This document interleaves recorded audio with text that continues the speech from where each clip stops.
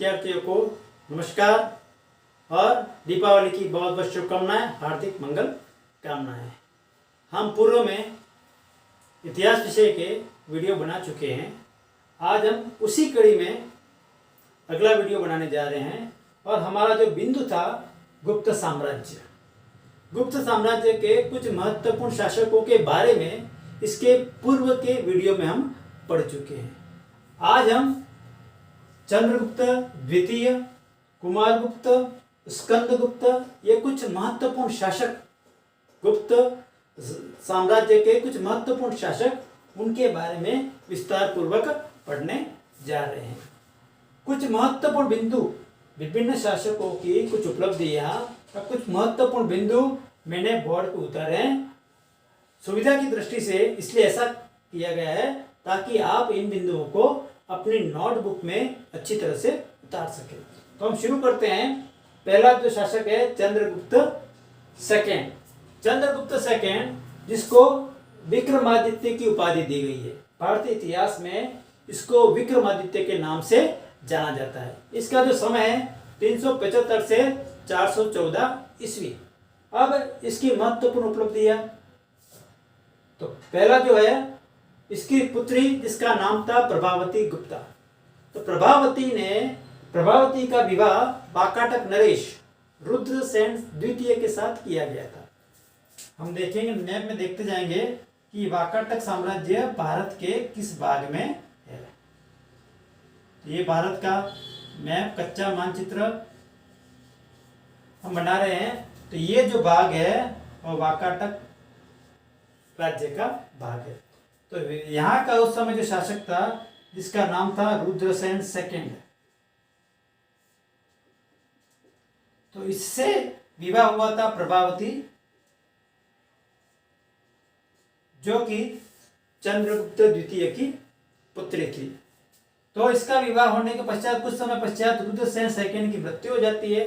मृत्यु होने पर यहाँ का जो शासन कार्य है वह प्रभावती के हाथ में आ जाता है। तो प्रभावती को उसके शासन कार्य में मदद जो करता है वह उसके पिता चंद्रगुप्त द्वितीय उसकी मदद करते हैं। अर्थात अप्रत्यक्ष रूप से चंद्रगुप्त द्वितीय का जो प्रभाव है वह वाकाटक राज्य पर छा जाता है। चंद्रगुप्त द्वितीय ने अपनी जो दूसरी राजधानी बनाई वह उज्जैन बनाई। उज्जैन, जिसको अवंती भी बोलते हैं, अवंती का वर्तमान में मध्य प्रदेश में है। तो द्वितीय राजधानी उज्जैन को बनाया और उसकी प्रथम जो राजधानी थी वही पाटलिपुत्र।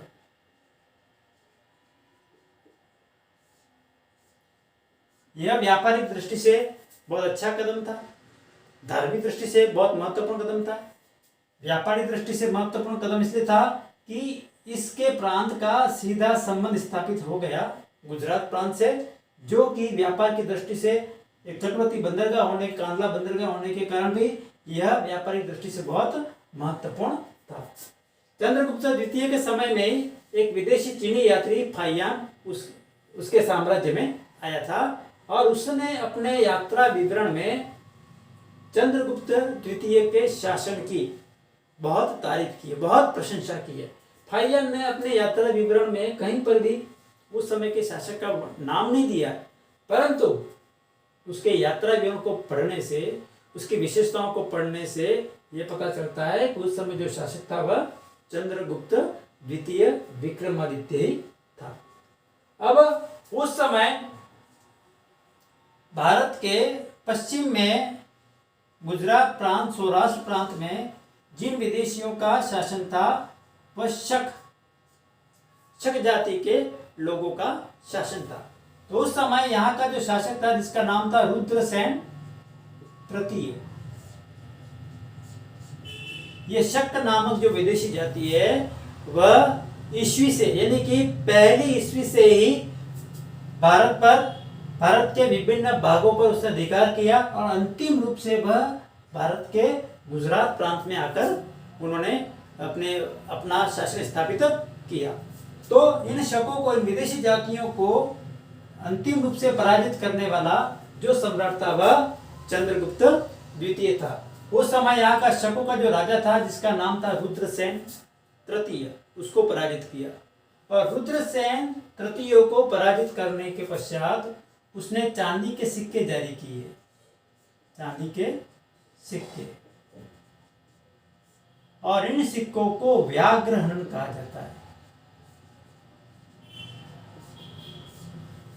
तो चंद्रगुप्त द्वितीय ने शकों को पराजित करने के पश्चात कौन से सिक्के जारी किए? व्याघ्र हनन प्रकार के सिक्के जारी किए, जो कि चांदी के बने हुए थे। व्याघ्र गुजरात में आप भी देखते हैं, गिर का जो क्षेत्र है, वन क्षेत्र है, वह अपने बाघों के लिए प्रसिद्ध है। तो उस समय भी यह अपने बाघों के लिए प्रसिद्ध था, और उस पर जीत स्थापित होने के पश्चात, शकों को पराजित करने के पश्चात व्याघ्र हनन नामक सिक्के चंद्रगुप्त द्वितीय के द्वारा जारी किए गए।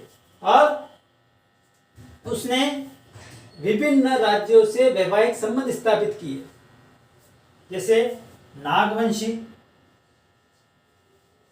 कदमवंशी और वाकाटक नरेशों से। नागवंश की राजकुमार थी कुबेर नागा, उसने चंद्रगुप्त द्वितीय ने स्वयं विवाह किया।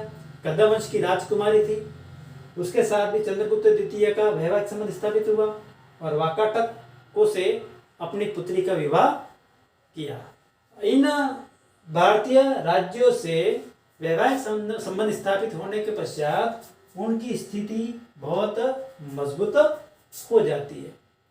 उस समय विदेशी जातियों के आक्रमण भी प्रारंभ हो जाते हैं। उन्होंने भारत पर आक्रमण किया, परंतु वह सफल नहीं हो पाए।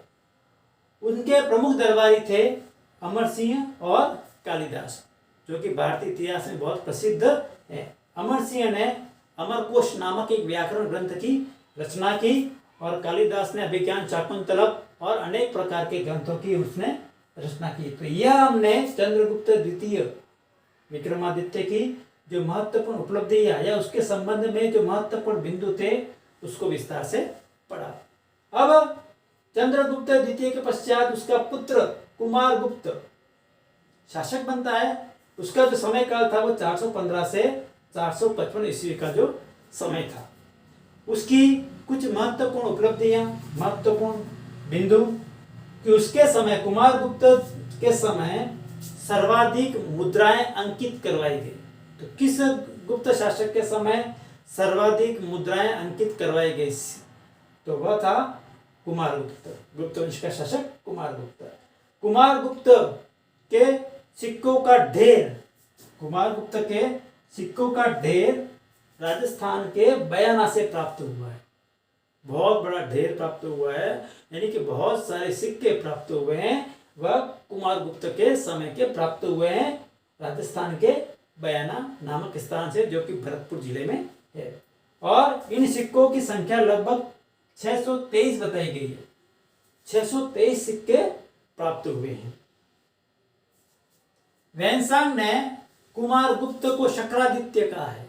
वैनसांग, जो कि हर्षवर्धन के काल में, हर्षवर्धन के समय में भारत में आया था, एक चीनी यात्री था, और इस चीनी यात्री ने कुमारगुप्त को शक्रादित्य कहा है।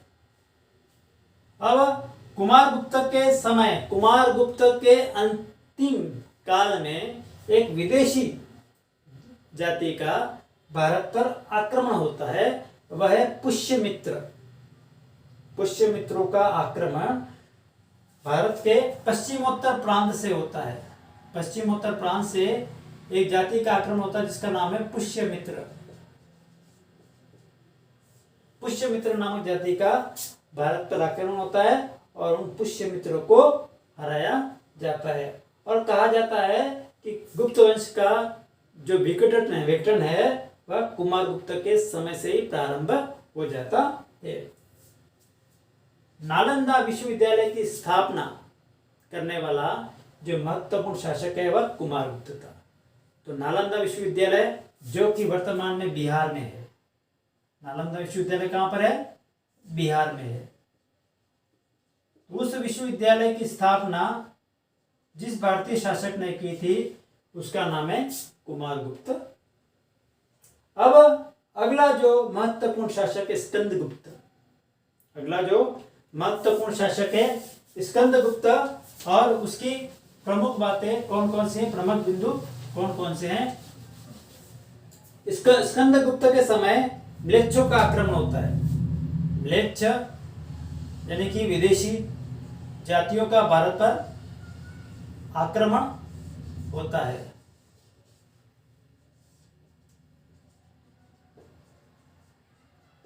म्लेच्छों का भारत पर आक्रमण होता है, हूणों का भारत पर आक्रमण होता है,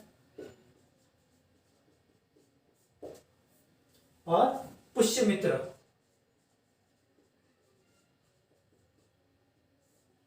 ये विभिन्न जातियां हैं जिनका भारत पर आक्रमण होता है स्कंदगुप्त के समय। तो इन विभिन्न विदेशी जातियों को स्कंदगुप्त है वह पराजित कर देता है। तो इनके बारे में जो वर्णन मिलता है वह भीतरी लेख से मिलता है। भीतरी लेख जो कि स्कंदगुप्त का लेख है। इस शिलालेख से यह पता चलता है कि स्कंदगुप्त के समय विभिन्न विदेशी जातियों का भारत पर आक्रमण हुआ था, और उन आक्रमणों का सफलता पूर्वक स्कंदगुप्त ने साम्राज्य अपने हराया था उसको, और अपने साम्राज्य की उसने सुरक्षा की थी। अब उस समय स्कंदगुप्त के समय जो प्रशासनिक व्यवस्था बहुत मजबूत थी। उसने अपना जो साम्राज्य था जो कि इधर अरब सागर से लेकर बंगाल की खाड़ी तक विस्तृत था, उस पूरे साम्राज्य की उसने क्या की, रक्षा की, और अच्छी प्रशासनिक व्यवस्था प्रदान की। तो कहीं ना कहीं अपने साम्राज्य को एकजुट रखने में जो महत्वपूर्ण योगदान था उसकी प्रशासनिक व्यवस्था थी। इस पश्चिमोत्तर प्रांत में विभिन्न विदेशी जातियों के आक्रमण होते थे। हमने देखा कि म्लेच्छ, हूण और अनेक जातियों के यहाँ पर आक्रमण हुए। यह भारत के लिए कमजोर कड़ी था। तो आखिर इसको सुरक्षा कैसे प्रदान की जाए, तो यहाँ पर सुयोग्य प्रांतपतियों को नियुक्त किया, और इन प्रांतपतियों ने जो विदेशी जो आक्रमणकारी जातियां थी उन आक्रमणकारी जातियों से भारत को सुरक्षा प्रदान की। अब इसके समय विभिन्न प्रकार के आंतरिक विद्रोह होते हैं। बाह्य आक्रमण तो हमने देख लिया, और अब देखते हैं आंतरिक विद्रोह। आंतरिक विद्रोह करने वाले जो महत्वपूर्ण थे वही वाकाटक और नागवंश। वाकाटक और नागवंश के राजाओं ने उस समय विद्रोह कर दिया। तो विद्रोह होने के पश्चात हम देखते हैं कि इन जातियों को उसने पराजित किया। गिरनार जो कि गुजरात में है, गिरनार में सुदर्शन झील का पुनरुद्धार करवाया प्रणदत्त के पुत्र चक्रपालित के द्वारा। गिरनार में एक झील है जिसका नाम है सुदर्शन झील। सुदर्शन झील उस समय स्कंदगुप्त के समय यहाँ का जो प्रांतपति था, यहाँ का जो गवर्नर था, उसका नाम था प्रणदत्त।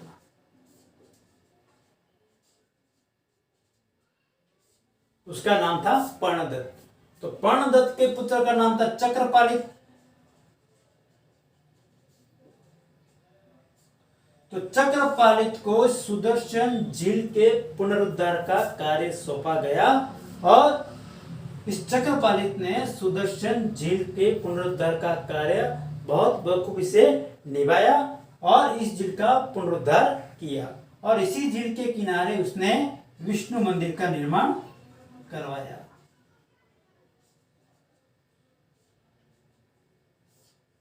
तो ये गुप्त वंश के बहुत महत्वपूर्ण शासक।